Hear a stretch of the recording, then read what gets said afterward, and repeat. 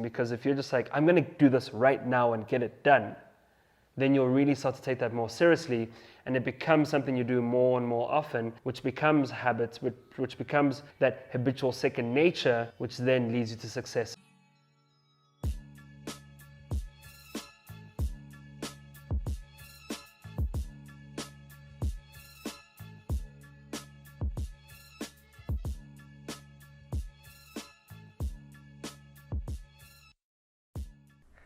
Welcome to the Money Talks interview series. Here, this is new. We are excited, and we have our first guest who needs no introduction, the one and only Masego Maponyane, known as Maps, the actor, TV presenter, best dressed man, designer, speaker, ambassador, creative consultant, voiceover artist, media icon, and entrepreneur of the most delicious burgers, the startup BunsOut in Linden. Thank you very much for coming and being part of the first episode of Money Talks interviews, bro. Thank you very much, man. It's a pleasure to be here. I didn't know we even found that. I just flip burgers for a living. Maps, look at this list. It's incredible, and you're so young, and wow, such an inspiration to all the people out there. I'm excited and curious. All these questions for you today. I mean, I'm curious to know, what did you want to be when you grew up? When I was growing up, I wanted to be a number of things. I think I've always been a very curious person, which has, I guess, set the path and the trajectory of a lot of the things that I've gotten myself into. But when I was younger, I oscillated from being really keen on being a professional sportsman of some sort. That was always something on the cards. It might have been football, athletics, golf. Those were sort of like the three main. I'll just tell you, Sports. This guy over here can hit that driver 340 meters, and it's incrediable to watch. I think your handicap used to be +2. Yeah, I was about a +2 when I was in high school, the end of high school. But then you grow older, and it doesn't help if you can hit far, but you can't hit straight. So now that handicap's definitely gone the other way.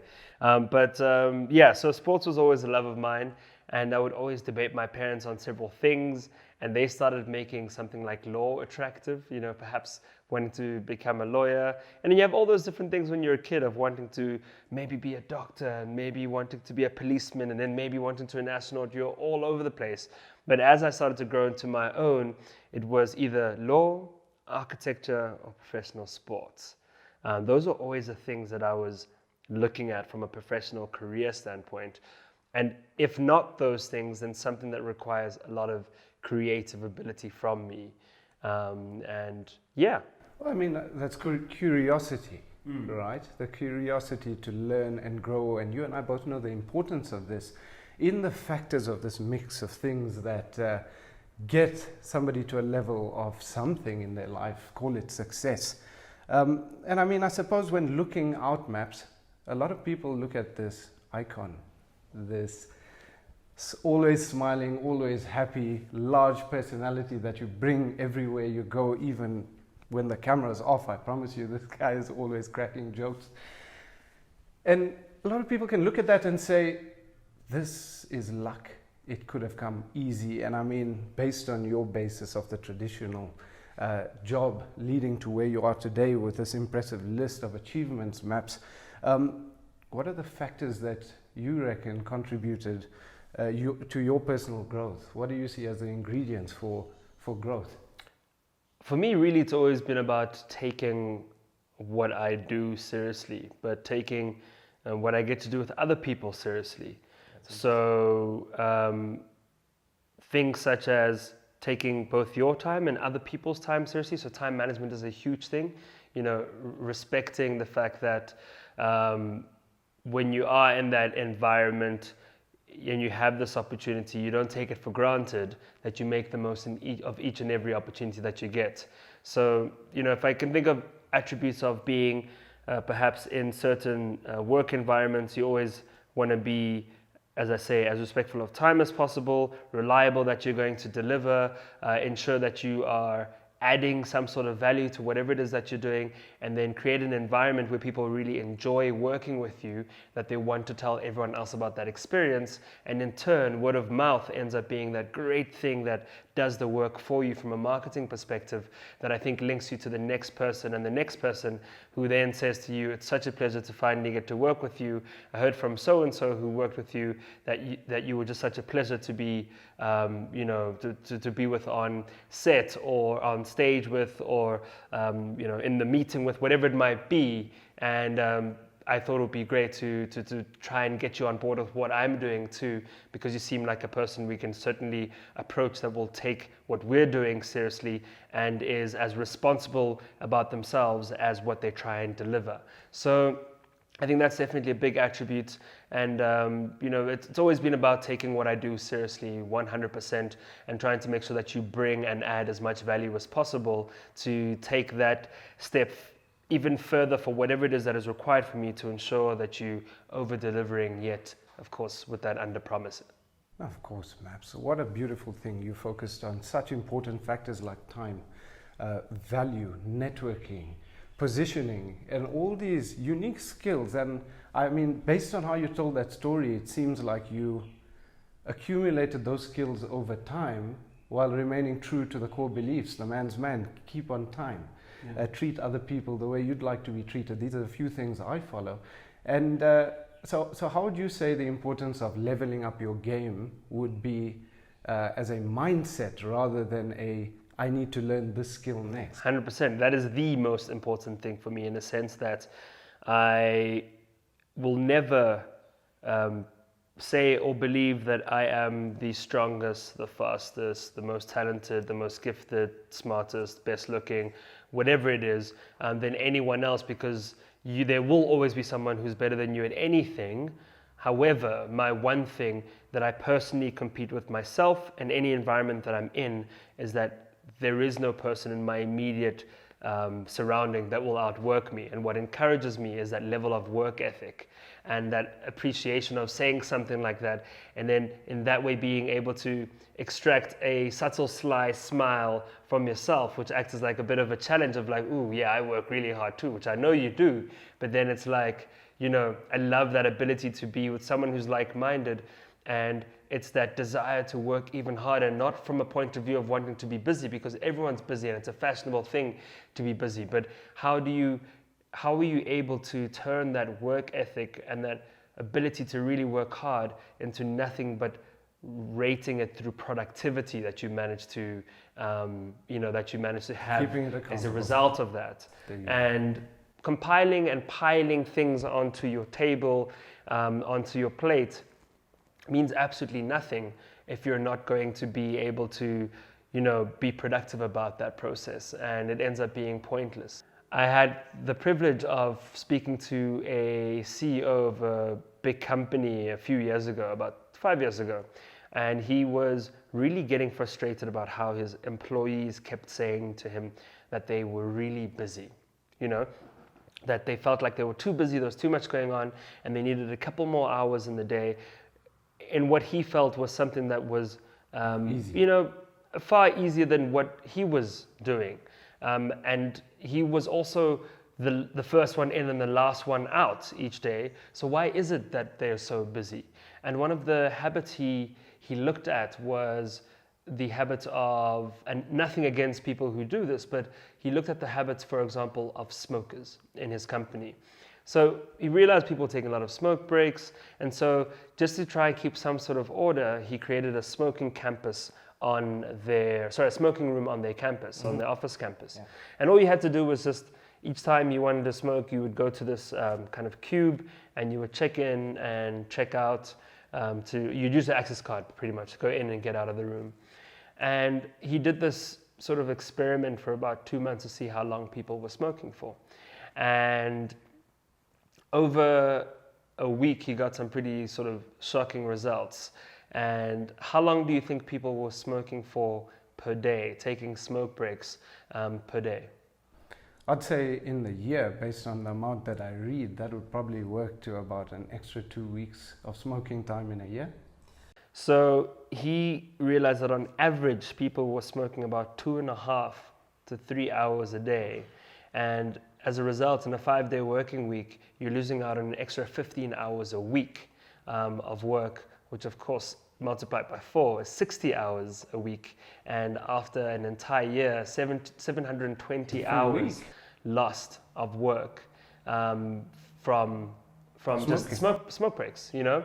Not to say that you would spend all that time working, but if you just even take half of that time, 360 hours towards yourself, towards, you know, maybe managing things better, allowing yourself to breathe with the work in between. Getting healthier, developing your mindset. Be so much more productive. You know, and it's one of those things that's also what made Michael Phelps one of the best swimmers, was that he realized that most swimmers that he was competing with were training 6 hours a day. And they train every single day. And his thing was, if I can just train 2 hours longer, hopefully I can be better. The compounding effect of an extra bit of attention exactly to your next day. Yeah. And from that extra 2 hours a day, he was gaining 730 hours a year on his next competitor. Maps, do you plan the year in advance? Are you one of those meticulous planners of your diary? What does a day in Maps' life look like? I don't plan my year in advance. There are a series of events and commitments and travel that is planned for me in my year in advance, if that makes sense. I live a very kind of non-routine life that involves a lot of travel and involves a lot of things changing at the last minute, or unpredictable, series of different events that happen at the last moment that I happen to be involved in. So I just kind of plan my mindset for the year, and I've never been a goal-oriented person. Interesting. Right? I've always been maybe let me change that. I've never been a long-term goal-oriented person. So beyond kind of my immediacy. And by my immediacy, I set a certain goal at the start of every single morning for what I want to have achieved by the end of the day. Because I've always felt that if Nabeel says by the next 5 years I want to have achieved X, I feel that subconsciously and psychologically you will be able to achieve X if you put your mind to it. That's not going to be an issue. However, you're only going to require over the next 5 years, right, 1/5 of X of the amount of work that is required per year to get to X.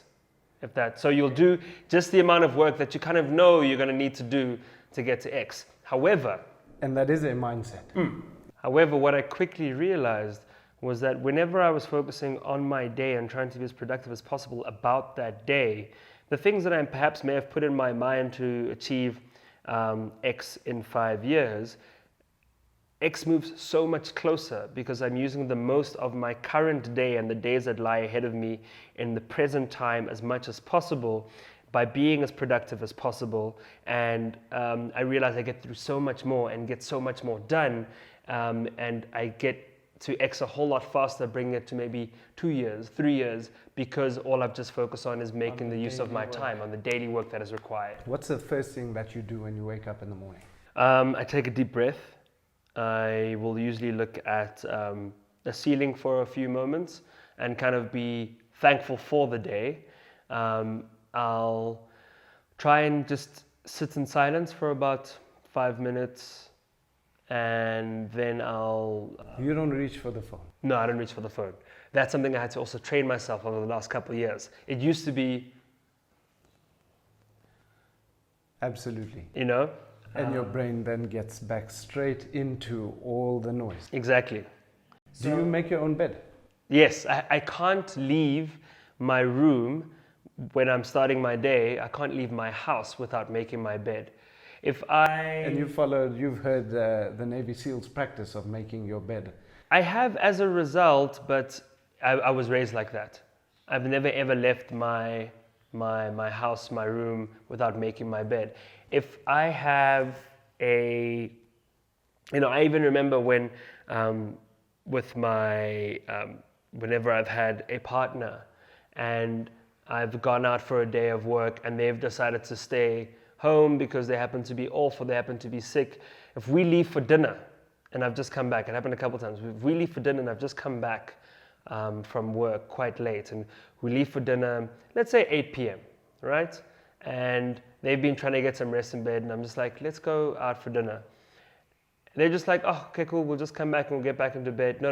We're going to make the bed. I know we come back in 2 hours, but we're going to make the bed, right? Because we need to come back and it needs to be a whole new, fresh, clean slate. So there is a system to manage. Absolutely. No, I'm very OCD, very systematic, very pedantic, very meticulous, and things have to work in a certain order for me to be able to work at my optimal and to know that things are in check. If I can see that things are out of orbit in my immediate space, then I know there's a lot of chaos happening in my mind. I need to step away and start to break down exactly what's going on and analyze each of those things so I can be back on track and in relative control without being a control freak. Maps, tell me, for the listeners out there, we have a lot of viewers that are keen on entrepreneurship. We've been seeing over the last decade that's closed a huge change in the world. With technology speeding up the way we do things, the fear, but also the opportunity in my eyes of AI and the nature of jobs changing in the future, and the need for people to start looking at side hustles, building up other streams of income. What advice would you give, especially in the space of creating the influence and multiple streams of income, especially how you've done it, from your perspective today? It's an interesting thing for me that, because I needed to have a little moment there where I thought of, I remember when I was a kid, I always wanted to think of how I could be as enterprising as possible. I always liked lots of things, lots of little things. I was a gadget kid. I was a sports kid. So I always wanted this kind of thing and that kind of thing and this kind of thing. And my parents were always in charge of what you could have, right? Because they're the ones who were the earners and had money. And I was always told, you'll have to earn these kinds of things one day. You'll have to make your own money before we can ever buy you any of this. I never had a PlayStation as a kid. I never had, the latest boots. I never had all the cool things kids had, like Nintendos, whatever it was, because they were never found to be necessary. And my parents always said I had to make it myself. And I remember, earn it myself, I beg your pardon, or make it. And I spent a lot of time actually making things on the street with friends to have a good time, to have fun, being creative with games, to find enjoyment. And I slowly started becoming that kid that whenever the kids had the latest this and this and this and this, I'd always make sure that I went the other way around because I started not wanting that. I didn't want to conform to what was cool because I started finding my own path and enjoyment of how I could, Well, you make it your own. Approach. Yeah. So then I started thinking, how can I make money as a little kid? Like when the first time I had that thought, I was probably around 5 or 6. Like, how do I start making money? And I used to always think about that, and I used to kind of like, it's really bad, and I feel sad saying this, but on the odd occasion when you would go out to the shops and you were given R5.50 and you got something and it happened to be on discount and you got 50 cent change, and then you just like, can I just keep the 50 cents, and sometimes you wouldn't even ask, and they're always just like, no, where's the 50 cents? And they're like, this is an interesting thing. When we were around that age, and we used to stay in Zanin at the time, every year we used to look forward to Ramadan, because each time after the mosque ended and you break fast, we used to collect all the glass bottles that were laid out from all the people eating, and take it down to the cafe downstairs and deposit those glasses, and you'd build up 5, 6, 7 rand in a Ramadan. Yeah, exactly. It was a lot of money back then too. So when I was 7 years old, I wanted to kind of start to formalize how I could make income from my family to start with. And that's when I drew up my first contract. And I basically in the contract had said to my mom and dad, if I make sure that I keep my room clean, my bed is always made, wash your car, bring food to the two of you once mom has cooked. Do your chores. Do my chores, take your food back, wash the dishes, then per week you'll pay me R1. And I wrote that down, and then they signed it. The contract. And I was earning, that was probably when I started earning some good cash. Did they actually give it to you, or did they put it away for you? But they gave me R1 and I put it in my piggy bank. Always put in my piggy bank. I always saved and I always saved. Always had a culture of saving from a young age. And I always got excited by, getting that piggy bank fatter and fatter and fatter. And was there a line on your piggy bank? If you hit this, it means you could get that. No, it was completely closed. So it was more just kind of feeling the weight. If I just wanted to try and get the coins to block the hole. And then I just couldn't wait until the day I could, obviously, you smash it, and then you can finally start to count that money. And I started to think of small things here and there at school. I used to get bought marbles, and we'd play marbles at school, and I'd win marbles, and then I'd get really cool marbles, and then I'd sell those marbles with other kids' tuck shop money. The cooler ones. And then you just start building and building. So Maps the collector, Maps the saver. Yep. And all of that started then. And then started hearing about, when I started reading about people who are doing really successful from a monetary perspective, a lot of the time they had several sources of income. And I think when I started getting deeper and deeper into entrepreneurship as I became a teenager and then left high school, it was always for me about the multiple streams of income. And even when I got into media and television to start off with, it was cool. How do I get to that point where I'm not the one who's always asking for work? When do I get onto the other side and be in control of being the one that owns the work and can, I guess, oscillate between both and can be in more control of my destiny and income than hoping and leaving my fate in the hands of other people? So as you were having these thoughts at that stage, how important did you have a mentor? And how important do you believe mentors are in your life? I think mentors are vital.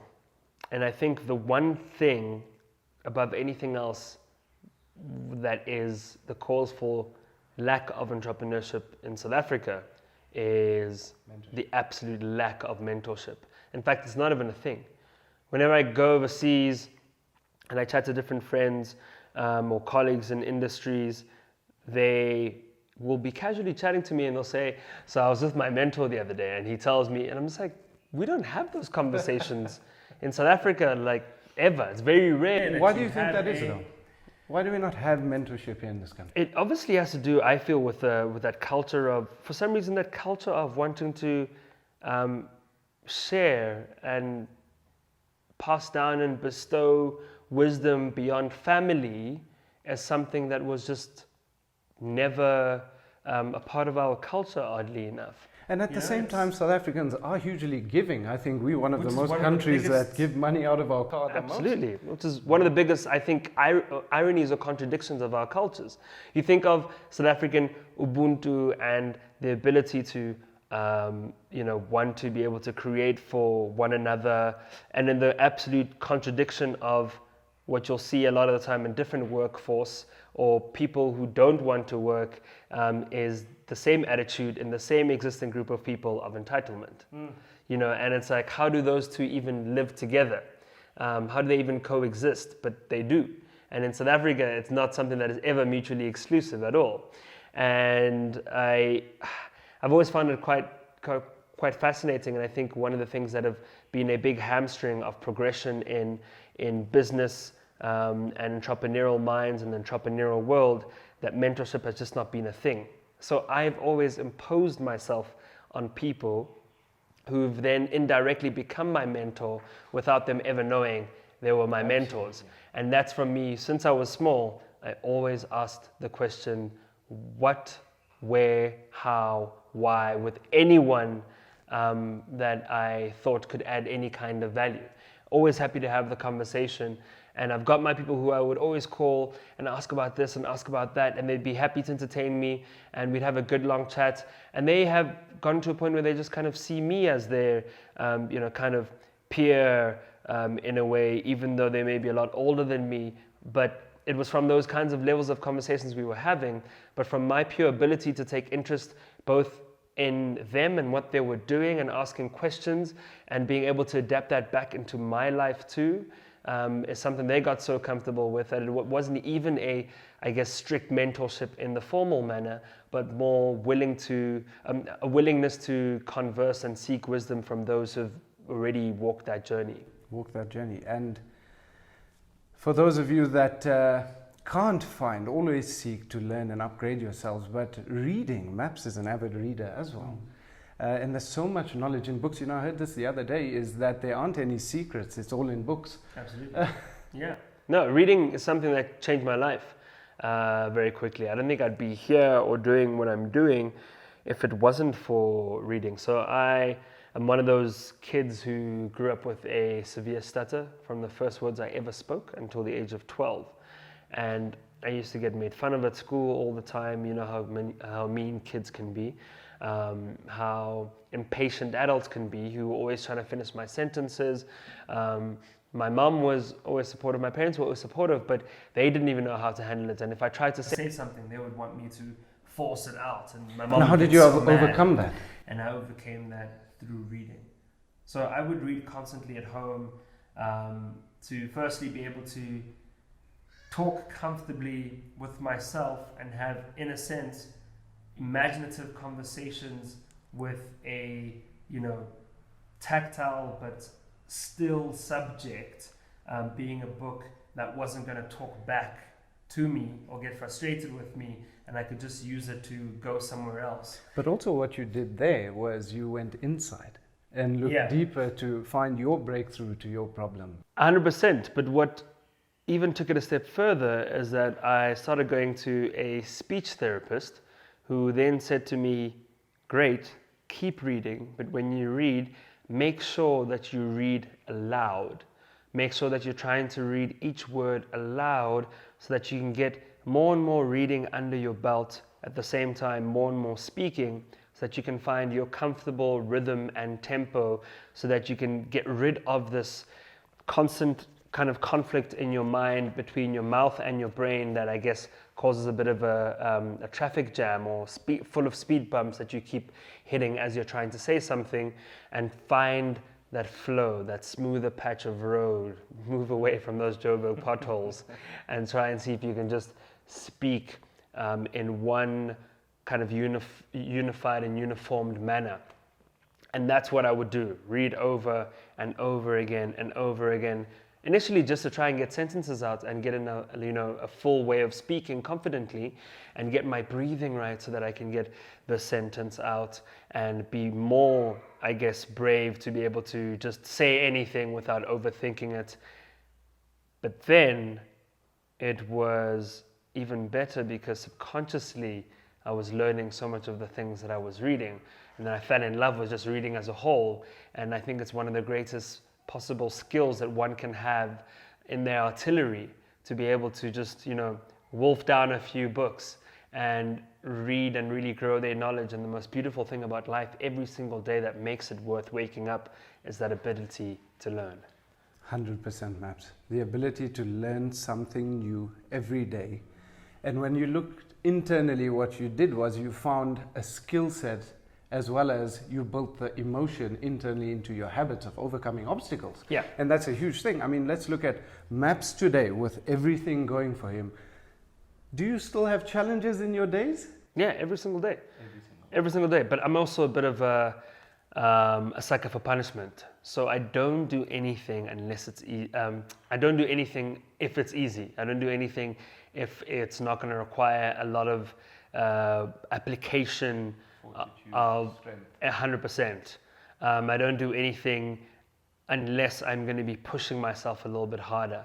If I think of my daily, if I don't think of my daily schedules and everything, they're always cramped and back to back, but it's things that require a lot from me and require good time management and require me to make the most of each day.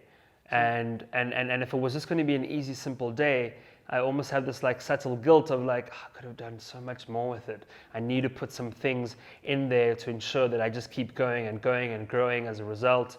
And I think that's just how I operate. Always seeking to become the best version of yourself that you can possibly be. Exactly. And Maps 2019, the last decade has passed us. Yeah. What does Maps for the next decade have in store? More challenges, and more challenges in an interesting way. I just started learning the piano, and I've always wanted to learn the piano, so it's going to be a beautiful way of tapping into different parts of my mind while trying to balance that with having just opened a restaurant, while having just shot a film in my first production and first producer and executive producer role, and making sure that those are growing while wanting to open up other ones, while working with different companies and brands that I get to work with, while also running the companies that I do in the tech in the tech space, and also trying to remember me time and family time and enjoying the most of life and really finding that balance. The challenge for me is always about how do I find all that enjoyment in everything that I do, because I'm fortunate to be in a position where I love everything I do, and you're very selective of everything that you do. You only do things, and I know this about you from our time that we spent together, is you only get involved into things that appeal to you. Yes. 100%. And in terms of the balance of everything, Maps, personally, my viewpoint, I don't believe in the work-life balance at all. I believe there's life and you find your way around it. What's your perspective? Because piano maybe has nothing to do with an entrepreneur's position to earn an income. Maybe it could. But what you're doing, it seems to be, is you're living life and doing what makes you happy. Yeah. So what's your take on the balance of how somebody could hear it and figure out their own balance? Absolutely. Something like piano for me is more about the challenge and artistry of it, and getting that type of coordination that is not intuitive or natural to anyone to be able to do, that requires your mind to be able to think of all of your limbs kind of working at the same time, while you would need to sing and in the moment. And go just kind of, it breaks you down so that you can start to build up from basic again, and I love that ability. But it's more about my way of going into mnemonic exercises, exercises of training my brain better to remember things it needs to remember, to stay active and fresh and sharp. And I think things like that build a certain level of parts of your mind that you have struggled to perhaps tap into the past, and then as a result, hopefully build your creativity and your ability to approach certain things that you need to apply in your life. I'm sure that has an effect on your energy. Absolutely. And Absolutely. sustain that energy throughout. But what's also great about it is that it's so therapeutic too, and you can utilize that and harness all of that to improve a lot of the things you do and the way that you think, and sort of be able to take a deep breath and analyze it before just immediately responding. So I think it's important that that you find the balance so that you can always perform better as a result. And by finding that balance and taking time to do the things that you love allow you to give your mind a break from those things that are overwhelming and consuming you, and be able to reset, refresh, re-challenge, and also be able to take a good long breath and meditate with who you are and what makes you happy and what was required from you to reach your potential, and then as a result go back and do what you do better. So Maps, in focusing on what you love, a lot of people find money, focusing on growing their wealth, focusing on their financial plan or their plan to their financial freedom, tedious, and it brings up a lot of anxiety. You have to deal with a lot of internal stuff. It's not generally something people love to say they do. Count their money, manage their money. What is it like, Maps, and his money, especially as an entrepreneur, managing the flow of the downtimes before the ups? And how do you find the love to manage that aspect of your life? I think I'm really fortunate right now that it's a case of the fact that I'm at a stage where I've realized that the more and more I focused on doing what I'm doing for the right reasons and for the pure art of what I'm doing, and that if I'm going to do it properly and do it with love, with passion, with commitment, with determination, and not cutting corners, then the money will follow. It's a case for me of something that has always been, well, that used to be a debate for me when I was younger, that really frustrates me, of how adults approach the world when, I'd always hear them when I was really young saying, there's no such, it's not what you know, it's who you know. And I always had an issue with that, and I thought, well, what about the person who knows a lot more and is far more qualified or accomplished on merit, but is not going to be in a certain position because of because of who someone else knows. And my parents, I would go to them with that, and they'd say, yeah, that's not how the world works. You'll understand when you're older. You're just being naive. And so I always questioned that, and I always wanted to find what I thought my answer would be to that. And very quickly, I discovered, and it's been my approach to work in my life, it's that if you are focused on what you do, if you're truly passionate about what you do, if you're willing to work hard at what you do, right, and you love what you do, and you're able to just hone in on that continuously every single chance that you get, and you have the talent and the skill, then you slowly switch that thing of it's not what you know, it's who you know, into becoming the person that the who you know wants to know, because you're so damn good at what you do. I hear you. But I also know about your Maps. You are a very good saver. I know that you put a lot. Absolutely. No. So and a lot of people. Why I ask that question is a lot of people find it hard to save.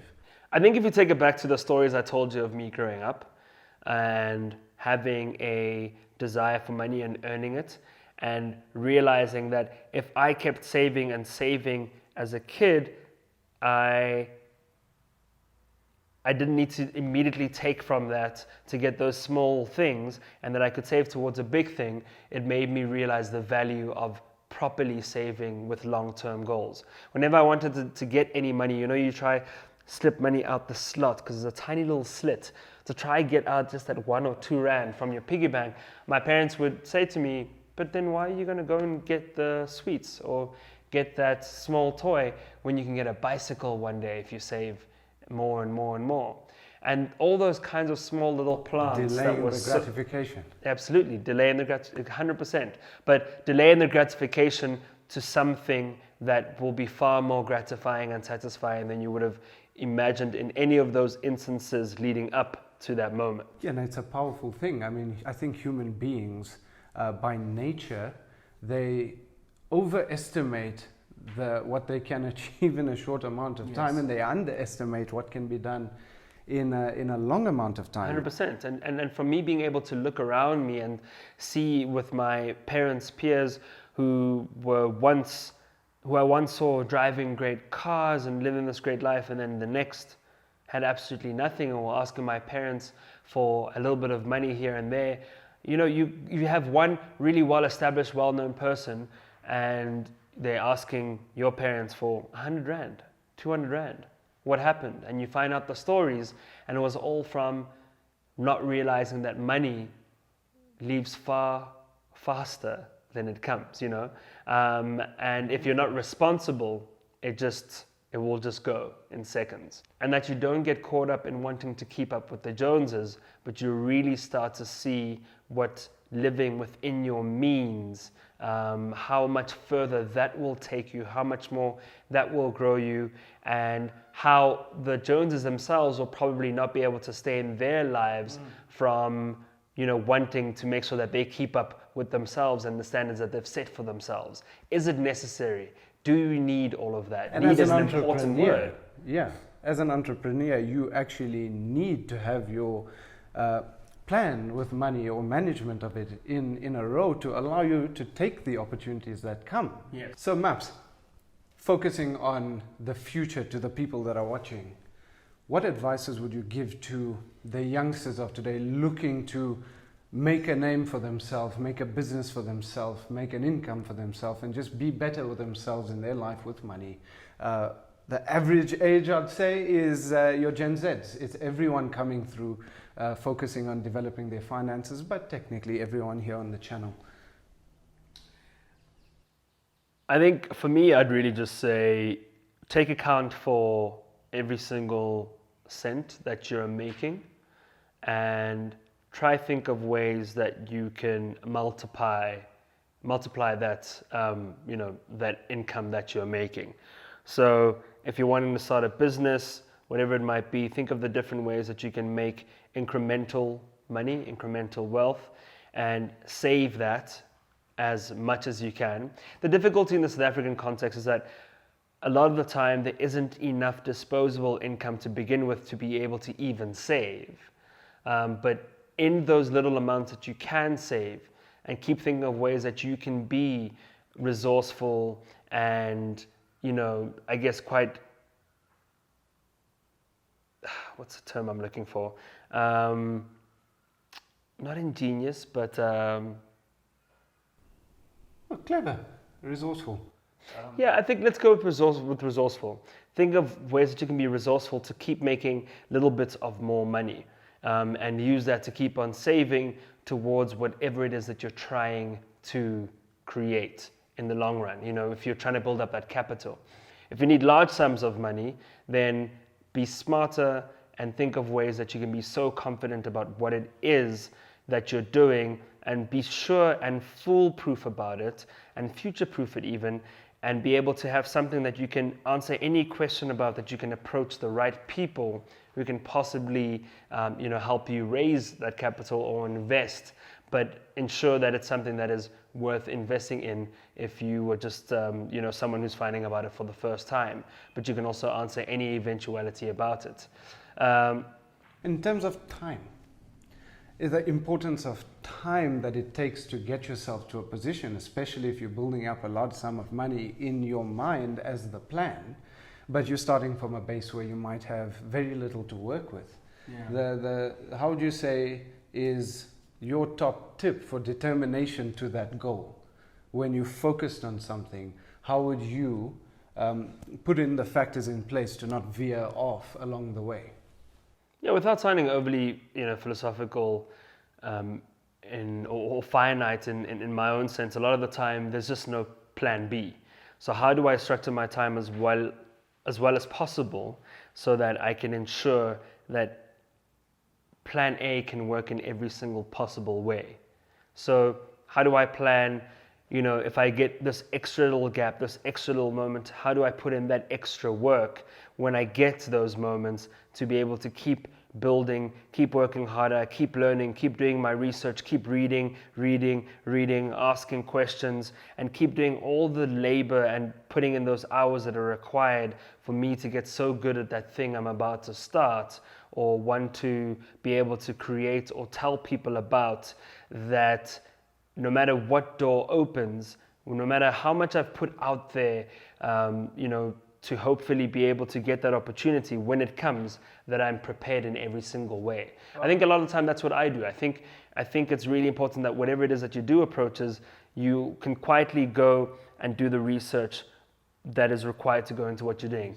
Research over and over and over and over again, and really want to make sure that whenever you get that opportunity, you're prepared. Because too many times do the opportunities come, that little moment, that little gap. Hey, I've actually got a friend who's in this as well, and he's looking for someone to invest in. Can you come in later this afternoon to pitch for him? No, you can't, unless you're prepared. But if you're prepared, you're like, great, I've actually got everything in my boot. And it's a lucky day for you, because luck is 100%. Preparation meeting opportunity. Exactly, and it's the same as, a lot of people who take pride in their appearance and how they dress, or having their ideas in an entrepreneurial sense being really waxed down for that elevator pitch, that elevator interview, essentially, where if I bump into this person at any given moment who may be the key to unlocking my dreams or my dream of making this work, can I quickly tell them, in that little gap that I've got with them, or that little moment that I have with them, that little time that I have with them, tell them about everything that my business does, how it works, or my idea, how it works, what is so special about it, what separates it from anything else, can it deal with any kind of eventuality or question that can possibly scrutinize it, what makes it bigger or better than anything else, or more efficient and smarter than anything else, and why then should I invest in it? Why should that person invest in it? And an elevator pitch is 1 minute, isn't it? That's a long ride. If you're going to the 80th floor, it's 1 minute. But usually, sure, if you can do it in 1 minute, great. But can you do everything and just sort of sum it up in that sort of 45-second max kind of gap? Because the person's also going, okay, we're only going up to level 1. We just left ground. Okay. Then you make sure you're going to level 1 as well. Exactly. Keep walking. No, you're right. Leave with them. Keep walking. Get to where you need to. I've had that so many times, and I've been so inspired by that hunger and that drive, because I've done that so many times before. And when someone does that with me and they tell me their idea, and they find me, they tell me their idea, and they're walking with me all the way to wherever I'm going, so that they get all the little time that they give me, and then they say, "What do you think?" It's always something you want to be as positive as possible about, because it's so inspiring to see people be that serious about their, I guess their livelihood as a whole, but their passions, their ideas, and the things that motivate them, and they desire to make sure that there is no other way but this working. No option Yeah. to fail. So Maps, human beings. We all find ways to enjoy ourselves. Escapism is a real thing. What do you do when you're not being a businessman? It's really tough for me, because being a businessman excites me and ends up really being that quiet me time. So I'm more than likely reading about that next business I probably want to start, or I'll read about how other people have, managed to create the success that they did, or be as successful as they were, how they built their mindsets.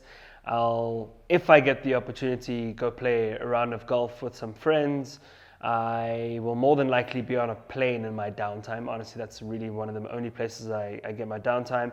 Or I'll be with my family, and we'll have a good gathering, a cooked meal together that, my brother and I will join my mom in the kitchen with. Or just spend some time with friends and just loved ones as a whole, and try and use that time to switch off in order to refresh for the times that I'm on. And your favorite movies? Favorite movies? I work in the industry, so it's a tough question to ask, what your favorite movie is. An action type of guy, a love scene type of guy? You can't, if you're only a set genre kind of person, I think you're missing out a lot on incredible different movies.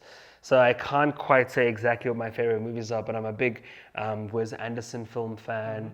So from something like that to movies like Eternal Sunshine of the Spotless Mind, which is a whole lot more, down this rabbit hole that requires something of you to really use your imagination, to movies like Crash or Hurt Locker.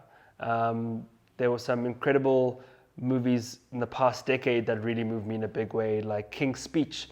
King's Speech particularly because King's Speech, the King's stutter is something that resonated so deeply with me and made me emotional throughout. I loved the recent movie right now with Winston Churchill, on Winston Churchill. That was also just so beautifully depicted. Movies are something that I absolutely love. There's lots of incredible different types of movies. I can never say which one my favorite is, but I definitely have a broad sense of love and appreciation of genre, of just sharing the different ways of showing that art. Favorite sport? Same thing as the movies. But favorite sport would be the same kind of level with football. I'm a huge soccer fan. Who do you support? See, this is where people then will decide whether or not they listen to any of this. If they happen to just fast forward to this point or take any of the advice or conversation we've just had, if we support different teams, there's going to be trouble. So I don't think you should ask that question, but they are red. I'll leave it at that. They are red, and back at home they are. I mean, I can't. You know what? Orlando Pirates in South Africa. Orlando Pirates. But they're red elsewhere. Decide which one. Well, Maps, thank you very much for just being here, being the first amazing talent that we've had here on the interview show. Maps, you're more than just talent. You're an amazing person, always bringing a smile, always adding energy into everything that you're doing. Thank you very much for sharing what you've shared with us for the listeners on the channel. And wow. Yeah, thank you very much. I mean, I really have appreciated a lot of the work that you're putting out. I'm sure the viewers enjoying a lot of what you put out. One of my favorites was your last video that came out in kind of the middle of December. I think it was 17th of December, which were preparing. Friday. I think it was, no, it wasn't the Black Friday one. That was in November. You said preparing, I think, for 2020. Or 100%. Yeah, preparing for 2020. And you had those incredible 8 steps, just really great basic 8 steps for people to take into account when they're preparing for their financial goals in 2020. And I think that's something that's always great to look at, consider and reconsider to make sure you're on the right path. And hopefully people get into that culture as much as possible, and not only on a year-by-year basis, but on a month-by-month basis. I think part of the New Year's resolutions that puts me off is that people are just like, the whole year I'm gonna go and do this. So they give themselves the whole year to try at some point to do it.